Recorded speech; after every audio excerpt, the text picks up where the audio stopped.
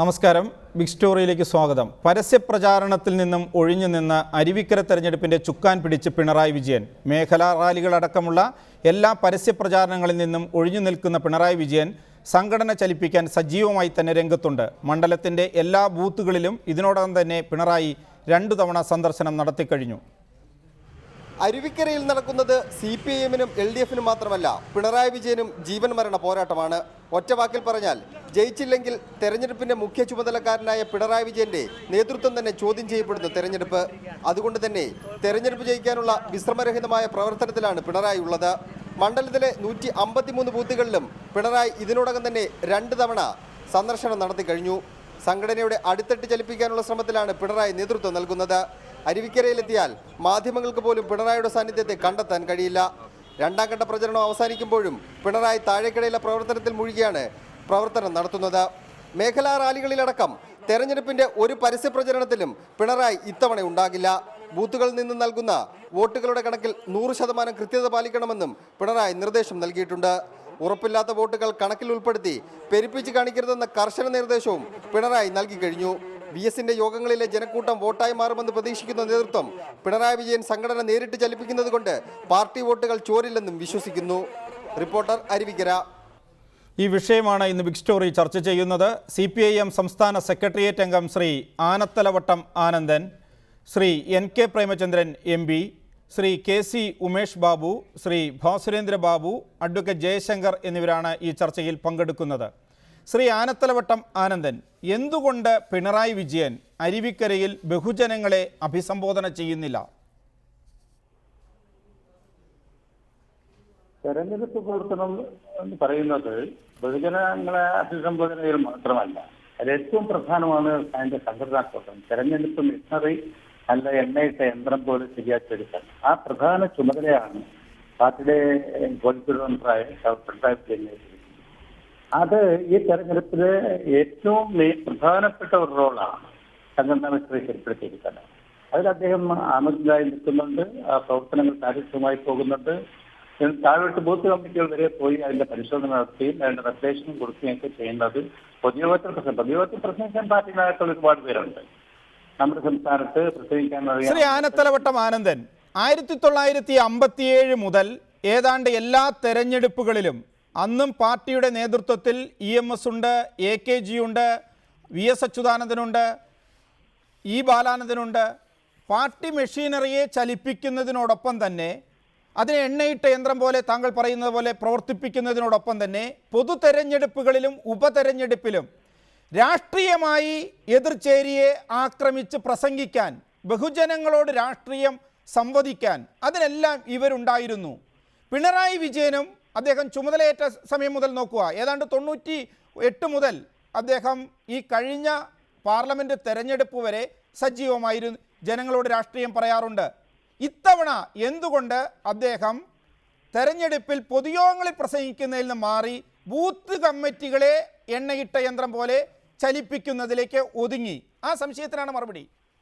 അല്ല, പ്രസംഗത്തിന് ആളില്ലാത്തൊരു രാജ്യത്തിനില്ലല്ലോ. പ്രസംഗിക്കാൻ പറഞ്ഞാൽ ഞാൻ പ്രസംഗിക്കില്ല എന്നും തീരുമാനം എടുത്തിട്ടില്ല. പക്ഷെ ഇപ്പോ അരുവിക്കര മണ്ഡലത്തിൽ ചാർജുകാരായ ഒരുപടി സാക്കൾ അവിടെ ഉണ്ടല്ലോ, സംസ്ഥാന സെക്രട്ടറി മെമ്പർമാർ. അവരാരും പ്രസംഗിക്കാനൊന്നും നടക്കുന്നില്ലല്ലോ. അവർക്കടുത്തുള്ള ജോലി അവർ ചെയ്യണം. ആ ജോലിയെ നോക്കുകയും നിയന്ത്രിക്കുകയും അതിനാവശ്യമായ നിർദ്ദേശങ്ങൾ കൊടുക്കുകയൊക്കെ ചെയ്യുന്ന ഒരു പ്രധാനപ്പെട്ട ജോലിയായി ഞങ്ങൾ കണ്ടതുകൊണ്ടാണ് ആ നിലയിൽ എന്ന് കരുതി അദ്ദേഹത്തിന് എവിടെയെങ്കിലും പ്രസംഗിച്ചിടണമെന്നൊന്നുമില്ല.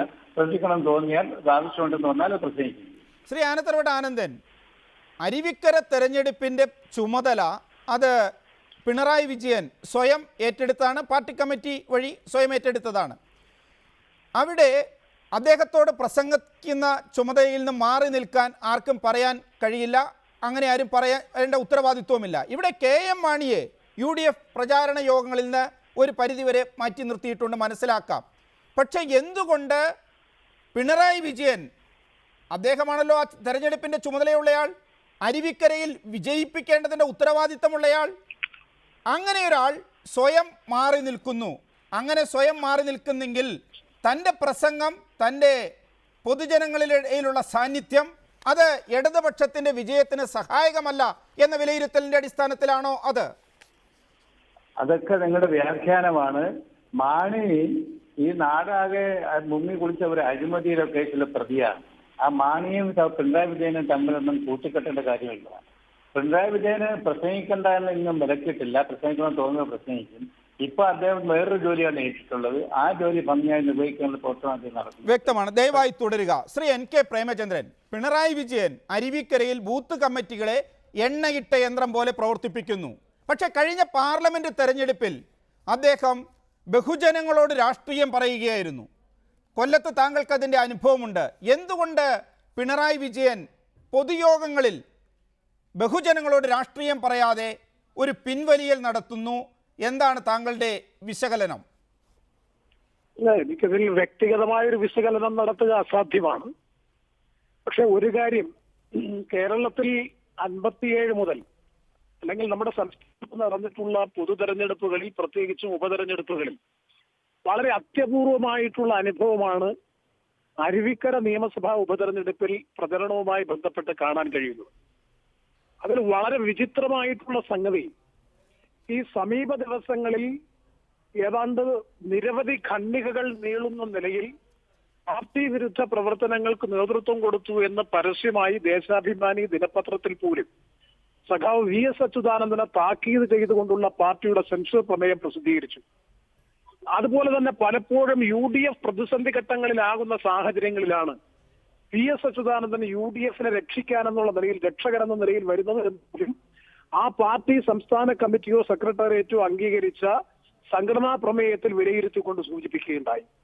എന്നാൽ ആ VS അച്യുതാനന്ദൻ ഇന്ന് അരുവിക്കര നിയമസഭാ നിയോജക മണ്ഡലത്തിൽ ഫ്ലക്സ് ബോർഡുകളിലായാലും പ്രചരണ മാധ്യമങ്ങളിലായാലും സജീവ സാന്നിധ്യമായി നിലനിൽക്കുകയും ബഹുജനങ്ങളെ മോട്ടിവേറ്റ് ചെയ്ത് കൊണ്ടുപോകുന്നതിലെ പ്രധാനപ്പെട്ട ചാലകശക്തിയായി തെരഞ്ഞെടുപ്പ് രാഷ്ട്രീയ രംഗത്ത് സഖാവ് VS വരികയും സംഘടനാ രംഗത്ത് സമ്പൂർണമായും സഖാവ് പിണറായി കേന്ദ്രീകരിച്ചിരിക്കുന്നത് കൊണ്ട് പൊതുയോഗങ്ങളിലും പൊതു പരസ്യ പ്രചരണ മാധ്യമങ്ങളിലും അദ്ദേഹത്തിന്റെ പേര് പ്രത്യക്ഷപ്പെടാതിരിക്കുകയും ചെയ്യുക എന്ന് പറയുന്നത് ഒരുപക്ഷെ CPM-ന്റെ ചരിത്രത്തിൽ അത്യപൂർവമായിട്ടുള്ള, കേരളത്തിൽ തന്നെ ഇടതുപക്ഷ രാഷ്ട്രീയത്തിൽ അത്യപൂർവമായിട്ടുള്ള അനുഭവമാണ്. ഇന്ന് ഒരു ദിനപത്രത്തിൽ പ്രസിദ്ധീകരിച്ച വളരെ പ്രധാനപ്പെട്ട ഒരു ചിത്രം DYFIയുടെ ഏരിയ കമ്മിറ്റി പ്രചരണത്തിനായി പ്രസിദ്ധീകരിച്ചിട്ടുള്ളതാണ്. അരുവിക്കര നിയോജക മണ്ഡലത്തിൽ അത് മഹാഭാരത യുദ്ധത്തിൽ തേര് തെളിച്ചുകൊണ്ട് ഭഗവാൻ ശ്രീകൃഷ്ണൻ അർജുനനെ തേര് തെളിച്ചുകൊണ്ട് മുന്നോട്ട് പോകുന്ന ഒരു പ്രധാനപ്പെട്ട ചിത്രമാണ്.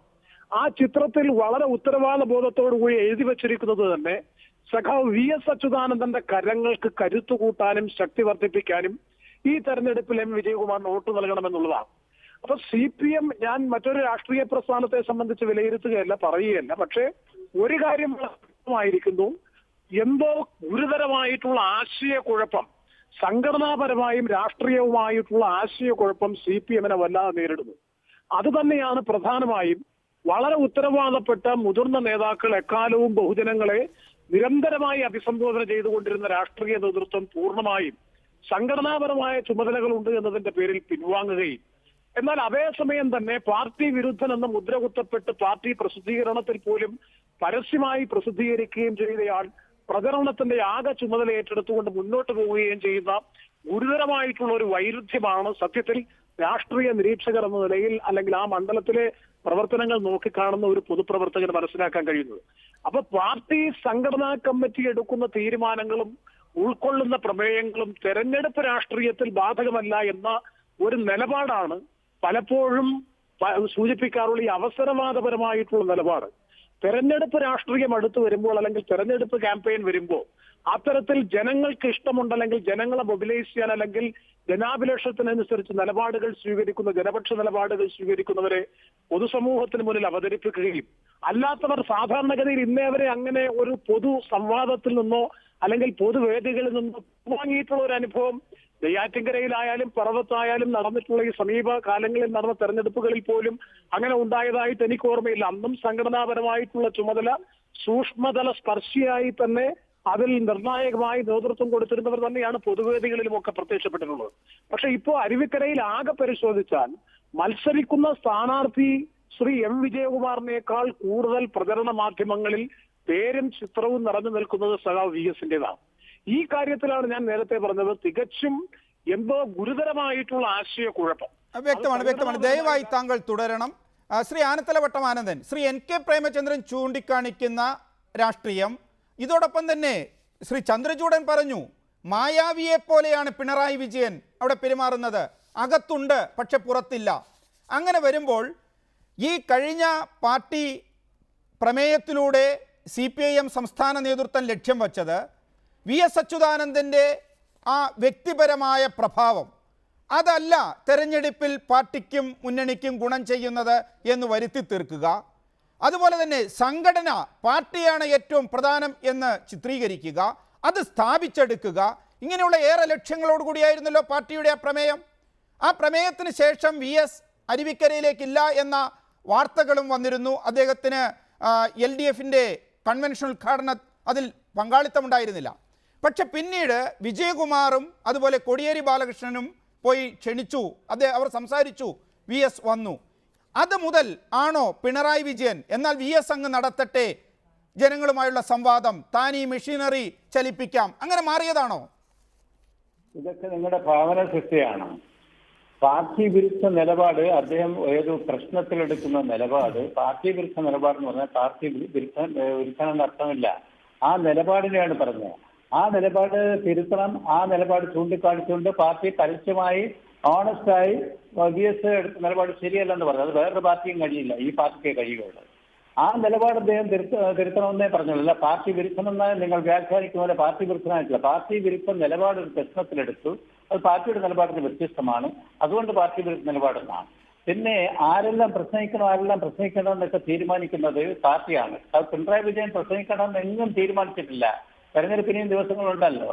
ആ അവസരത്തിൽ അദ്ദേഹം പ്രസംഗിക്കണമെന്ന് തോന്നിയാൽ വേണ്ടി വന്നാൽ പ്രസംഗിക്കും. പക്ഷേ ആവശ്യത്തിലധികം ഒരു ബൈ ഇലക്ഷൻ ആയതുകൊണ്ട് ആ ബൈ ഇലക്ഷൻ നേരിടാനുള്ള നേതൃത്വമൊക്കെ ഈ പാർട്ടിയിലുണ്ട്. ഒരാളുടെ പ്രസംഗിച്ചില്ല എന്ന് കരുതിയിട്ട് ബൈ ഇലക്ഷൻ എന്തെങ്കിലും വ്യക്തമാണ്. ഇത് താങ്കൾ ആദ്യം വിശദമാക്കിയതാണ്, ദയവായി തുടരുക. ശ്രീ KC ഉമേഷ് ബാബു, ഇപ്പോൾ AK ബാലനും അല്ലെങ്കിൽ എളമരം കരീമുമെല്ലാം LDFിൻ്റെ ഭാവി മുഖ്യമന്ത്രിയാണ് പിണറായി വിജയൻ എന്ന നിലയിലാണ് അവർ ചിത്രീകരിച്ചു കൊണ്ടിരിക്കുന്നത്, LDFിനെ നയിക്കാൻ പോകുന്നയാൾ. അങ്ങനെ ഒരാൾ ഏറ്റവും പ്രധാനപ്പെട്ട, ഇപ്പോൾ UDFിനെ സംബന്ധിച്ച് UDF രാഷ്ട്രീയമായ പ്രതിസന്ധിയിൽ നിൽക്കുന്നു. ബാർക്കോഴ മുതൽ ആ മുന്നണിയെ രാഷ്ട്രീയമായി ആക്രമിക്കാൻ കഴിയുന്ന വിഷയങ്ങൾ ഏറെയാണ്. അവിടെ നന്നായി സംസാരിക്കാൻ അറിയാമല്ലോ പിണറായി വിജയന്, നല്ല പ്രാസംഗികനാണല്ലോ, നല്ല രീതിയിൽ രാഷ്ട്രീയമായി ആക്രമിക്കാൻ കഴിയുമല്ലോ. ആ വേദി അദ്ദേഹം ഉപയോഗിക്കുന്നില്ല. രണ്ട് ആക്ഷേപങ്ങളാണ് അല്ലെങ്കിൽ രണ്ട് അഭിപ്രായങ്ങളാണ് ഇത് സംബന്ധിച്ച് വരുന്നത്. ഒന്ന്, VS അച്യുതാനന്ദനെ പെട്ടെന്ന് രംഗത്തേക്ക് കൊണ്ടുവരികയും പൊതുവേദികൾ അദ്ദേഹം കൈയടക്കുന്നതും ആയി ബന്ധപ്പെട്ട് സംഘടനാ മെഷീനറി ചലിപ്പിക്കുന്നതിലേക്ക് മാറിയത്. അതല്ല, തൻ്റെ പ്രവർത്തനവും തൻ്റെ സംസാരവും പ്രസംഗവും എല്ലാം അത് LDFിന് ദോഷമാകും എന്ന സ്വയം തിരിച്ചറിവ്. ഇതിലേതാണ് ഇപ്പോൾ അരുവിക്കരയിൽ പിണറായിയെ ബഹുജനങ്ങളെ അഭിസംബോധന ചെയ്യുന്നതെന്ന് തടയുന്നത് എന്നാണ് താങ്കൾ കരുതുന്നത്?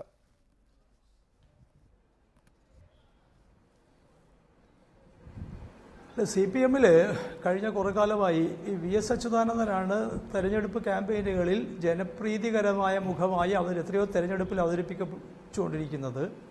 ഇപ്പോൾ കഴിഞ്ഞ പാർലമെൻറ്റ് തെരഞ്ഞെടുപ്പിൽ ഒക്കെ നമ്മൾ കണ്ടിട്ടില്ല. കഴിഞ്ഞ നിയമസഭാ തെരഞ്ഞെടുപ്പിന് ശേഷം കഴിഞ്ഞ പാർലമെൻറ്റ് തെരഞ്ഞെടുപ്പോട് കൂടിയിട്ട് VS പ്രഭാവം എന്നുള്ളത് വാസ്തവത്തിൽ കേരളത്തിൽ അത്രമാത്രമുണ്ടോ എന്ന തരത്തിൽ CPMൻ്റെ കേരള നേതൃത്വത്തിന് സംശയിക്കാവുന്ന സാഹചര്യങ്ങളുണ്ട്. കാരണം VS സജീവമായി പ്രചരണം നടത്തിയിട്ടും ഇപ്പോൾ ഈ പറയുന്ന ഇപ്പോഴും ബാർക്കോഴയെക്കുറിച്ചാണ് പറയുന്നെങ്കിൽ ഈ കോഴയെക്കുറിച്ച് പറയുന്നതിൽ തന്നെ എനിക്ക് ഭിന്നാഭിപ്രായമുണ്ട്. കാരണം ഈ കോഴയൊക്കെ ആരോപണങ്ങൾ, ഈ കോഴക്കാരുടെ ആരോപണങ്ങളല്ലാതെ അതിനകത്ത് മാധ്യമങ്ങൾ, നമുക്ക് എത്രയോ കോഴയെക്കുറിച്ചുള്ള ചർച്ചകൾ മാധ്യമങ്ങളൊക്കെ നടത്തുമ്പോഴും കേരളത്തിൽ മാത്രമാണ് നമ്മളൊരു കാര്യം കാണുന്നത്, അതേക്കുറിച്ചുള്ള മാധ്യമപരമായ ഇൻവെസ്റ്റിഗേഷനുകളോ അങ്ങനെ സ്വതന്ത്രമായ അന്വേഷണങ്ങളൊന്നും ഇതേക്കുറിച്ച് നടക്കുന്നില്ല. ഈ കോഴ കൊടുത്ത ആളുകൾ ആരോപണം ഉന്നയിക്കുകയും മാധ്യമങ്ങളും പ്രതിപക്ഷ രാഷ്ട്രീയവും ഒക്കെ അത് ഏറ്റെടുക്കുകയും മറ്റവരല്ല എന്ന് പറയുകയും ചെയ്യുന്ന വിചിത്ര സാഹചര്യമാണ്. അതവിടെ നിൽക്കട്ടെ. പക്ഷേ കഴിഞ്ഞ പാർലമെൻറ്റ് തെരഞ്ഞെടുപ്പോട് കൂടി VSന് അന്നുമുള്ള കോഴ കേസുകളൊന്നും UDFിന് എതിരായോ LDFിന് വേണ്ടിയോ ഫലപ്രദമായി ഉപയോഗിക്കാൻ പറ്റിയിട്ടില്ല എന്നതിൻ്റെ തെളിവായിട്ടാണ് ഇലക്ഷൻ റിസൾട്ട് വന്നത്. കാരണം മാധ്യമങ്ങളൊക്കെ പറഞ്ഞത് ഭൂരിപക്ഷം സീറ്റുകളിലും LDF ജയിക്കാൻ പോകുന്നതാണ്. LDFിൻ്റെ കമ്മിറ്റി CPMൻ്റെ നേതൃത്വം ഒക്കെ വിശ്വസിച്ചിരുന്നത് അങ്ങനെയാണ്. ഫലം വന്നത് അങ്ങനെയല്ല. ഫലം വന്നത് ഉമ്മൻചാണ്ടിക്ക് അനുകൂലമാണെന്ന് അദ്ദേഹം പറയുന്ന പോലെയാണ്. അപ്പോൾ തീർച്ചയായിട്ടും അങ്ങനെ ഒരു സാഹചര്യത്തിൽ നിയമസഭാ തെരഞ്ഞെടുപ്പിന് മാസങ്ങൾ മാത്രം നിൽക്കുമ്പോൾ ഈ VS ഇല്ലാത്ത ഒരു തെരഞ്ഞെടുപ്പ് പ്രചരണം എങ്ങനെ ഇരിക്കും എന്ന കാര്യത്തിലുള്ള ഒരു അജണ്ട CPM ഉണ്ടായിരുന്നു എന്നാണ് ഞാൻ മനസ്സിലാക്കിയിട്ടുള്ളത്. അതുകൊണ്ടാണ് ഒന്നാം ഘട്ടത്തിൽ VS ഇല്ല, തെരഞ്ഞെടുപ്പിൻ്റെ പൂർണ്ണ ചുമതലക്കാരനായിട്ട് പിണറായി ഉണ്ടായിത്തീരുന്നു. പക്ഷേ നാടകീയമായ ഒരു രണ്ടാം ഘട്ടത്തിൽ കാരണം നിങ്ങൾ ഓർക്കണം, നമ്മുടെ മാധ്യമ സുഹൃത്തുക്കളൊക്കെ പ്രത്യേകിച്ച് ഓർക്കേണ്ടതാണ്, കഴിഞ്ഞ പാർട്ടി സംസ്ഥാന സമ്മേളനത്തിൽ ഈ സ്ഥാപക നേതാവ് അതിൻ്റെ പൊതുയോഗത്തിൽ പ്രസംഗിച്ചിട്ടില്ല, അദ്ദേഹത്തിന് അവിടെ പ്രാധാന്യം ഉണ്ടായിരുന്നില്ല. അതിനുശേഷം അദ്ദേഹം നടത്തിയിട്ടുള്ള പൊതുപ്രസംഗങ്ങളൊക്കെ വന്നിട്ടുള്ളത് ഒന്നുകിൽ ഈ ആലപ്പുഴയിലെ വിമത യോഗങ്ങളിൽ ചിലത് തടയപ്പെടുകയുണ്ടായി, പിന്നീട് ചില ക്ഷേത്രത്തിൻ്റെ സാംസ്കാരിക സമ്മേളനങ്ങളിലൊക്കെ അല്ലാതെ മറ്റ് പാർട്ടിയുമായി ബന്ധപ്പെട്ട പ്രധാനപ്പെട്ട ഒരു വേദിയിലും VS അച്യുതാനന്ദൻ പ്രാസംഗികനായിരുന്നില്ല എന്ന് ഓർക്കണം. പക്ഷേ ആ VSനെ ഒരു രണ്ടാം ഘട്ടത്തിൽ ആരാണ് എന്ത് സാഹചര്യത്തിലാണ് ഇങ്ങനെ പ്രധാനപ്പെട്ട പാർട്ടിയുടെ പ്രസംഗകനും ക്യാമ്പയിനറുമായിട്ട് അവതരിപ്പിച്ചത് എന്നത് സംബന്ധിച്ച് തീർച്ചയായിട്ടും ഈ സംഘടനക്കകത്ത് ഒരു രണ്ടാം ഘട്ടത്തിൽ ഉണ്ടായിത്തീരുന്ന ഒരു അട്ടിമറിയുണ്ട്. ഈ അട്ടിമറിയുടെ ഫലമായി ഉണ്ടായിത്തീരുന്ന ഒരു പരസ്പര വൈരുദ്ധ്യമാണ് വാസ്തവത്തിൽ പിണറായി. എന്നാൽ ഞാൻ സംഘടന മാത്രം നോക്കിക്കൊള്ളാം, കാരണം എല്ലാ കാലത്തും പിണറായി ഇപ്പോൾ ഒരുപക്ഷെ VS അച്യുതാനന്ദനെതിരായിട്ട് CPMനെ തിരിച്ചു നിർത്തിയിരിക്കുന്നതിനെ സംഘടന പിടിച്ചെടുത്തുകൊണ്ടാണ്. അതുകൊണ്ട് CPMൻ്റെ വടക്കൻ നേതൃത്വം, പ്രത്യേകിച്ച് കണ്ണൂർ നേതൃത്വം, സംഘടനയെ മാത്രം പ്രധാനപ്പെട്ടതായി കരുതുന്ന ഒരുപക്ഷെ ഒരു വളരെ വളരെ പഴഞ്ചനായി പോയൊരു കമ്മ്യൂണിസ്റ്റ് ശൈലി പിന്തുടരുന്ന ആളുകളാണ്. അപ്പോൾ അതുകൊണ്ട് താൻ സംഘടന മാത്രം നോക്കിക്കൊള്ളാം. പക്ഷേ ഒരു പ്രധാനപ്പെട്ട ഒരു പ്രതിസന്ധി ഈ തെരഞ്ഞെടുപ്പിന് ശേഷവും CPM അഭിമുഖീകരിക്കേണ്ടി വരും എന്നാണ് ഞാൻ വിചാരിക്കുന്നത്. കാരണം സംഘടനയുടെ ഉത്തരവാദിത്വം വഹിച്ചാലും പ്രസംഗിക്കാനുള്ള ഉത്തരവാദിത്വം വഹിച്ചാലും ഒരു തോൽവി എങ്ങനെയാണ് നേരിടുക എന്നതായിരിക്കും ആ പ്രധാനപ്പെട്ട പ്രശ്നം. അത് നമുക്ക് ചർച്ച ചെയ്യേണ്ടി വരുമെന്നാണ് ഞാൻ വിചാരിക്കുന്നത്. വ്യക്തമാണ്. അഡ്വക്കേറ്റ് ജയശങ്കർ, ശ്രീ ഭാസുരേന്ദ്ര ബാബു ചൂണ്ടിക്കാണിക്കുന്നത് പോലെ സംഘടനാ മെഷീനറി പിടിക്കുക എന്നൊക്കെയുള്ള കാര്യങ്ങൾ, അതോടൊപ്പം തന്നെ പിണറായി വിജയൻ ആ രീതിയിൽ പ്രവർത്തിക്കുക, ബൂത്ത് കമ്മിറ്റികളുടെ യോഗം കൃത്യമായിട്ട് വിളിച്ചു ചേർക്കുക, അവിടെ സഖാക്കൾ എല്ലാ വീടുകളും കയറിയിറങ്ങുന്നുണ്ടോ, നല്ല രീതിയിൽ വോട്ട് പിടിക്കുന്നുണ്ടോ, പാർട്ടിക്ക് വോട്ടിനെ സംബന്ധിച്ച് നൽകുന്ന കണക്ക് കൃത്യമാണോ എന്നെല്ലാം പരിശോധിക്കുക, വീഴ്ചയുള്ള സ്ഥലങ്ങളിൽ കൃത്യമായ ഇടപെടലിന് വഴിയൊരുക്കുക. ആ രീതിയിൽ ഒരു പ്രവർത്തനവുമായി അദ്ദേഹം മുന്നോട്ട് പോകുന്നത് അരുവിക്കരയിൽ ഇടതുമുന്നണിക്ക് ഗുണകരം തന്നെയല്ലേ? തീർച്ചയായിട്ടും പിണറായി വിജയൻ നല്ലൊരു ക്യാമ്പയിൻ മാനേജറാണ്. കൃത്യസ്ഥലത്ത് ഫണ്ട് എത്തുന്നുണ്ടോ, കൃത്യസ്ഥലത്ത് സ്ലിപ്പ് എത്തുന്നുണ്ടോ, പ്രവർത്തകരെല്ലാവരും യോഗത്തിന് പങ്കെടുക്കുന്നുണ്ടോ എന്നൊക്കെ പരിശോധിക്കാൻ അദ്ദേഹം വളരെ സമർത്ഥനായിട്ടുള്ള നേതാവാണ്. അത് നല്ലൊരു സംഘാടകനാണ്, യാതൊരു സംശയമില്ല. CPM ഇപ്പോൾ വളരെ ബുദ്ധിപൂർവമായ ഒരു തീരുമാനമാണ് എടുത്തിട്ടുള്ളത്. എനിക്കോട് ആ പാർട്ടിയുടെ 50 കൊല്ലത്തെ ചരിത്രത്തിൽ ഏറ്റവും ബുദ്ധിപൂർവമായ തീരുമാനമാണ്. പിണറായി വിജയൻ ഗീതോപദേശം നടത്തുന്ന ഭഗവാൻ ശ്രീകൃഷ്ണന്റെ റോളിലും VS അച്യുതാനന്ദൻ, ഇവിടെ പ്രേമേന്ദ്രൻ പറഞ്ഞല്ലോ ഭഗവാൻ അർജുനന് ഗീതോപദേശം നൽകുന്ന ചിത്രമാണ്. തീർച്ചയായിട്ടും അത് ശരിയാണ്. പ്രേമേന്ദ്രൻ ഉദ്ദേശാർത്ഥത്തിലല്ലെന്ന് മാത്രം. VS അച്യുതാനന്ദൻ മുന്നിൽ നിന്ന് പടം നയിക്കുന്ന അർജുനനും പിണറായി വിജയൻ ശ്രീകൃഷ്ണനുമായിട്ട് നിൽക്കുന്ന കാഴ്ചയാണ് നമ്മളിപ്പോൾ കാണുന്നത്. അഡ്വക്കേറ്റ് ജയശങ്കർ, അത് ഇടതുമുന്നണിക്ക് ഗുണം തന്നെയാണ്. കാരണം താൻ അവിടെ പൊതുയോഗത്തിൽ പ്രസംഗിച്ചാൽ തൻ്റെ വാക്കുകൾ അല്ലെങ്കിൽ താൻ മറ്റ് രാഷ്ട്രീയ പ്രസ്ഥാനത്തിൻ്റെ നേതാക്കളെക്കുറിച്ച് പറയുന്ന പ്രയോഗങ്ങൾ ഇതെല്ലാം ദോഷം ചെയ്യും. അതുകൊണ്ട് VS അങ്ങ് സംസാരിക്കട്ടെ, താൻ ഈ സംഘടനാ മിഷനറി നേരെയാക്കാം. അത് ഇടതുമുന്നണിക്ക് ഗുണകരമാണ്. തീർച്ചയായിട്ടും അങ്ങനെയുള്ളൂ. പിണറായി വിജയൻ അവിടെ പോയി പരനാറി പ്രസംഗം നടത്തിയാൽ വല്ല രക്ഷയും കിട്ടുമോ? നിങ്ങളൊന്ന് ആലോചിച്ച് നോക്കൂ.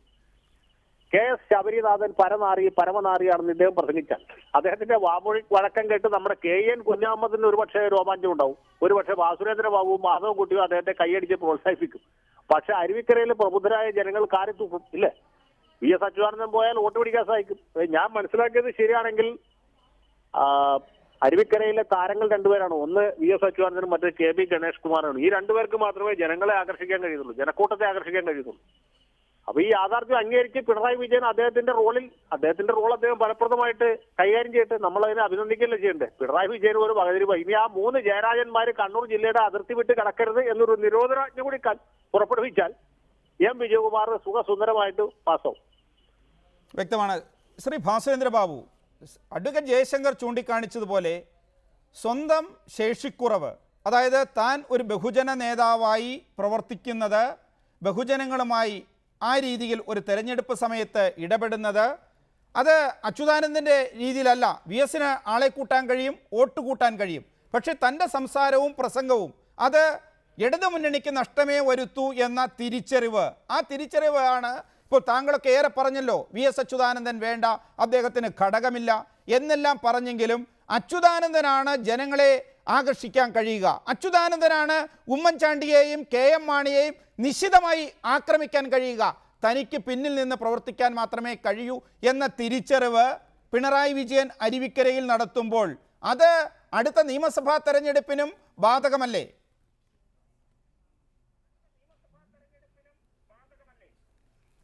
അല്ല, അതിനകത്തിപ്പം ശ്രീ അഡ്വക്കേറ്റ് ജയശങ്കർ പറഞ്ഞത് മാതിരി ഒരുപക്ഷെ കൂടുതൽ ബുദ്ധിപരമായി ആയിരിക്കും പെരുമാറുന്നത് പാർട്ടി സംഘടനയിൽ ഇപ്പോഴും പിണറായി വിജയൻ തന്നെയാണ് അസന്നിഗ്ധനായ നേതാവ് എന്ന് നമുക്കറിയാം. കേരളത്തിലെ പാർട്ടി ഘടകവും VS അച്യുതാനന്ദൻ തമ്മിലുള്ള വ്യത്യസ്ത അഭിപ്രായങ്ങൾ ആർക്കും രഹസ്യമല്ല. സംസ്ഥാന ഘടകം തന്നെ അത് പരസ്യമാക്കിയിട്ടുണ്ട്. പരസ്യമാക്കിയ നിലപാട് നോട്ടീസാക്കി BJP മണ്ഡലത്തിൽ പ്രചരിപ്പിക്കുന്നുമുണ്ട്. അതൊക്കെ അങ്ങനെ തന്നെ നിൽക്കട്ടെ. ആ സാഹചര്യത്തിലാണ് VS അച്യുതാനന്ദൻ വരാനേ പോകുന്നില്ല എന്ന് മലയാള മനോരമയടക്കം എന്താ പറയുക, ഒരുതരം വഴുവഴുപ്പൻ ഈ ജേർണലിസം പ്രയോഗിക്കുന്ന ആളുകളൊക്കെ നിരീക്ഷിച്ചതും കണ്ടിരുന്നതും കാത്തിരുന്നതും.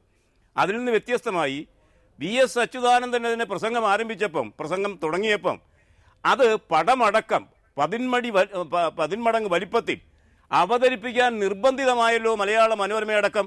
ഇതിനേക്കാൾ മെച്ചപ്പെട്ട എന്ത് ബുദ്ധിയാണ് PK പ്രകാശ് ഇടതുപക്ഷം നമ്മൾ പ്രതീക്ഷിക്കേണ്ടത്? തെരഞ്ഞെടുപ്പ് ജയിക്കാനുള്ളതാണ്. ആ ജയിക്കാനുള്ളതിന് എടുക്കേണ്ട അടവുകൾ അതിമനോഹരമായി ഇടതുപക്ഷം മുന്നോട്ട് വെച്ചിരിക്കുകയാണ് VS അച്യുതാനന്ദനിലൂടെയും അതുമാതിരി പിണറായി വിജയനിലൂടെയും. ചിരസമ്മതമായ എല്ലാവരും താങ്കളുടെ മാധ്യമം അടക്കം അവതരിപ്പിച്ചുകൊണ്ടിരിക്കുന്ന ഈ ശത്രു വികാരങ്ങളുടെ പ്രതിനിധികൾ എന്ന നിലയ്ക്കുള്ളത് വിട്ടിട്ട് ഇപ്പോൾ നേരത്തെ വക്കീൽ പറഞ്ഞതുമാതിരി പിണറായി വിജയൻ ഒരു നായക സ്ഥാനത്ത് നിന്നുകൊണ്ട് കാര്യങ്ങൾ നീക്കുമ്പോൾ വളരെ സന്മനോഭാവത്തോടെ VS അച്യുതാനന്ദൻ അതിൻ്റെ ശബ്ദ ജിഹ്വയായി മാറുന്നു എന്ന മനോഹരമായ സാഹചര്യം വന്നപ്പോൾ ശ്രീ ഭാസുരേന്ദ്രബാബു, ആ മനോഹരമായ സാഹചര്യം താങ്കൾ ഇപ്പോൾ കാര്യത്തിലേക്ക് വന്നു. അതായത് VS അച്യുതാനന്ദനാണ് കേരളത്തിൽ പാർട്ടിയും അതിൻ്റെ അംഗങ്ങളുമല്ലല്ലോ, അതിനപ്പുറമുള്ള പൊതുജനമുണ്ട്. ഈ പൊതുജനത്തോട് രാഷ്ട്രീയമായി സംവദിക്കാൻ കഴിയുക, UDFനെ കൃത്യമായി പ്രതിസ്ഥാനത്ത് നിർത്താൻ കഴിയുക, ഉമ്മൻചാണ്ടി ഉൾപ്പെടെയുള്ള അതിൻ്റെ നേതാക്കളുടെ അഴിമതിയെക്കുറിച്ച് ജനങ്ങൾക്ക് ബോധ്യപ്പെടുന്ന രീതിയിൽ സംസാരിക്കാൻ കഴിയുക, ജനങ്ങൾക്ക് ആ സംസാരത്തിൽ വിശ്വാസ്യത തോന്നുക, അതിന് കഴിയുന്നയാൾ അച്യുതാനന്ദനാണ്. അതുപോലെ തന്നെ പാർട്ടി സംഘടന അതിൻ്റെ പ്രവർത്തനങ്ങൾ ചലിപ്പിക്കാൻ കഴിയുക പിണറായി വിജയനുമാണ്. അങ്ങനെയാണെങ്കിൽ ഇപ്പോൾ AK ബാലൻ പറയുന്നത് പോലെ, അതല്ലെങ്കിൽ എളമരം കരീം പറയുന്നത് പോലെ, എന്തിന് മുഖ്യമന്ത്രി സ്ഥാനത്തേക്ക് പിണറായി വിജയൻ യോഗ്യനാകണം? കൂടുതൽ സമ്മതനായ, കൂടുതൽ ജനങ്ങളെ ആകർഷിക്കാൻ കഴിയുന്ന, വോട്ട് LDFിലേക്ക് ഒഴുക്കിക്കൊണ്ടുവരാൻ കഴിയുന്ന VS അച്യുതാനന്ദനും തന്നെ 2016 നിങ്ങൾക്ക് മുന്നിൽ നിർത്തിക്കൂടെ?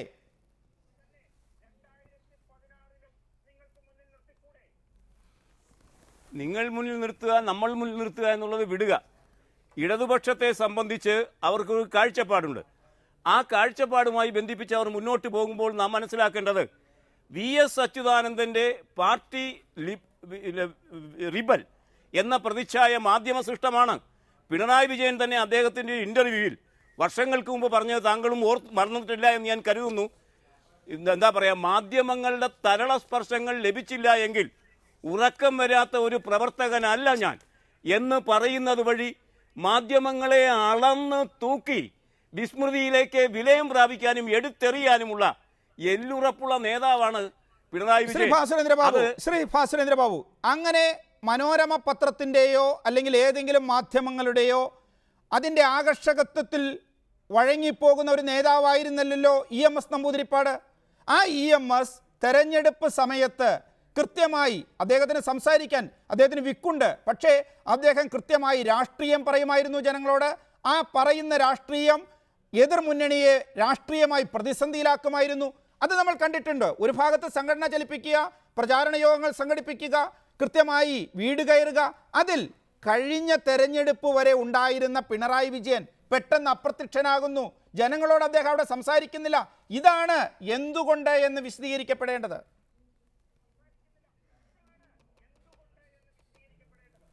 അതിനകത്ത് നിങ്ങൾ മറച്ചു വയ്ക്കുന്ന ഒരു കാര്യമുണ്ട് PK പ്രകാശ്. അത് ഞാൻ പുറത്തേക്ക് കൊണ്ടുവരാം. കഴിഞ്ഞ തെരഞ്ഞെടുപ്പ് വരെ പിണറായി വിജയൻ ഏത് അർത്ഥത്തിലും അളവിലാണ് പ്രതിദാനം ചെയ്തത്? അദ്ദേഹം പാർട്ടിയുടെ സംസ്ഥാന സെക്രട്ടറി എന്ന നിലയ്ക്ക് ആണ് അദ്ദേഹം പ്രസംഗിച്ചിരുന്നത്. ഇപ്പോൾ സംസ്ഥാന സെക്രട്ടറി കോടിയേരി ബാലകൃഷ്ണനാണ് പ്രസംഗിക്കുന്നുണ്ട്. മറിച്ച് അതിനപ്പുറം പോയി ഏറ്റവും വലിയ പോളിറ്റ് ബ്യൂറോ അംഗം, നേതാവ് എന്ന നിലയ്ക്ക് അദ്ദേഹം പാർട്ടി മെഷീനറിയെ ശക്തിപ്പെടുത്തി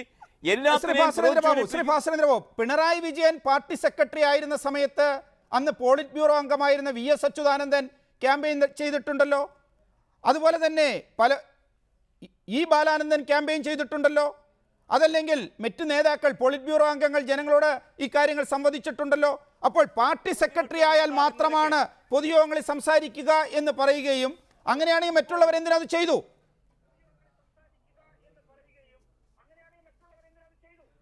അതിനകത്ത് നാം മനസ്സിലാക്കേണ്ട ഒരു പ്രധാനപ്പെട്ട കാര്യം, പ്രതിപക്ഷ നേതാവ് എന്ന നിലയ്ക്കാണ് അന്നും ഇന്നും VS അഭിസംബോധന ചെയ്തത്. ഇപ്പോൾ പാർട്ടി സെക്രട്ടറി എന്ന നിലയ്ക്ക് അനിവാര്യമായും അഭിസംബോധന ചെയ്യേണ്ട ഉത്തരവാദിത്വം പിണറായി വിജയൻ ഇല്ല. ശ്രീ ആനത്തലവട്ടം ആനന്ദൻ, പിണറായി വിജയനെ കൂടി നിങ്ങൾ ബഹുജനങ്ങളോട് സംസാരിക്കുന്നതിന് വേണ്ടി തെരഞ്ഞെടുപ്പിന് മുമ്പ് ഇറക്കേണ്ടി വരും അല്ലേ? അതൊക്കെ പാർട്ടി തീരുമാനം. ഇപ്പൊ പാർട്ടി തീരുമാനിച്ചിട്ടുള്ള അനുസരിച്ച് ഓരോരുത്തരും ഏൽപ്പിച്ചുള്ള ചുമതലകൾ അവരോട് നിർവഹിക്കുകയാണ്. പാർട്ടിയുടെ സംസ്ഥാന സെക്രട്ടറി മെമ്പർമാർ അവരെല്ലാം അവിടെയാണ് പ്രസംഗിക്കാനല്ല പോയിട്ടുള്ളത്. അവരൊക്കെ ഓരോ ചുമതല കൊടുത്തിട്ടുണ്ട്. പിണറായി വിജയനും പാർട്ടി സംസ്ഥാന സെക്രട്ടറി തീരുമാനിച്ച ചുമതല കൊടുത്തത് അദ്ദേഹം ഭംഗിയായിട്ട്. ശ്രീ ആനത്തലവട്ടം ആനന്ദ്, എന്തുകൊണ്ടാണ് പിണറായി വിജയന് അങ്ങനെ ജനങ്ങളോട് രാഷ്ട്രീയം പറയേണ്ട എന്ന അല്ലെങ്കിൽ ആ ഒരു ചുമതല നൽകാതെ പോയത്? നിങ്ങൾ അങ്ങനെ ആരും തീരുമാനിച്ചിട്ടില്ല, ചുമതല നൽകാതിരിക്കുന്നതല്ലോ. ആരാ പറഞ്ഞത്? അപ്പൊ അദ്ദേഹം സ്വയം പ്രസംഗിക്കാതിരിക്കുന്നതാണോ? പൊതുയോഗങ്ങളിലൊന്നും പ്രസംഗിക്കേണ്ടെന്ന് സ്വയം തീരുമാനിച്ചതാണോ? പൊതുയോഗങ്ങളിൽ പ്രസംഗിക്കാൻ അദ്ദേഹത്തിന് സമയമുണ്ടെങ്കിൽ പ്രസംഗിക്കും. അദ്ദേഹത്തിന് ഏൽപ്പിച്ച ജോലി അദ്ദേഹം ഭംഗിയായി നിർവഹിക്കുന്നുണ്ട്. മറ്റുള്ളവരെ ഏൽപ്പിച്ച ജോലിയും ഭംഗിയായി നിർവഹിക്കുന്നുണ്ട്. VS അച്യുതാനന്ദന് ഈ സംഘടനാപരമായ കാര്യങ്ങളെ ശ്രദ്ധിക്കേണ്ട ബാധ്യതയില്ല. അതുകൊണ്ട് അദ്ദേഹത്തെ പൊതുയോഗങ്ങൾ കൊണ്ടുവരുന്നു. അതിനപ്പുറം ഇതിനകത്ത് നിങ്ങളിപ്പോ ഒരാൾക്കാർ സംസാരിക്കുമ്പോൾ VS അച്യുതാനന്ദനും പിണറായി വിജയന് ഇപ്പോൾ ഒരുപാട് യോഗ്യതകളുണ്ട്. ഇന്നലെ വരെ പിണറായി വിജയനെ നാക്കെടുത്താൽ ആക്ഷേപം പറഞ്ഞ് നടന്ന ആൾക്കാരുടെയൊക്കെ പറയാണ് പിണറായി വിജയൻ ഇപ്പോൾ പ്രസംഗിക്കാത്ത ലോകത്ത് പ്രസംഗിക്കുന്നില്ല. അത്രയും യോഗ്യതയുള്ള ഒരാളെ, ഞങ്ങളെ സ്വാധീനിക്കാൻ കഴിയുന്ന ആള്, അദ്ദേഹം പ്രസംഗിക്കാൻ നന്നായി അറിയാവുന്ന ഒരാള് എന്തുകൊണ്ട് നിങ്ങൾ ഒഴിവാക്കി? ആരെയും ഒഴിവാക്കിയിട്ടില്ല. എല്ലാവരും കൂടെ യോജിച്ചിട്ടുള്ള എല്ലാവരും പ്രസംഗിക്കും. പിണറായി വിജയന് അദ്ദേഹത്തിന് തോന്നുമ്പോൾ പ്രസംഗിക്കും. പാർട്ടി അദ്ദേഹം പ്രസംഗിക്കേണ്ട എന്ന് തീരുമാനിച്ചിട്ടില്ല എന്നാണ് ശ്രീ ആനത്തലവട്ടം ആനന്ദൻ പറയുന്നത്. വളരെ നന്ദി Shri Anathalavattom Anandan, Shri NK Premachandran, Shri KC Umesh Babu, Shri Bhasurendra Babu, advocate Jaishankar ഈ ചർച്ചയിൽ പങ്കെടുത്തതിന്. ബിഗ് സ്റ്റോറി ഇവിടെ അവസാനിക്കുന്നു. നമസ്കാരം.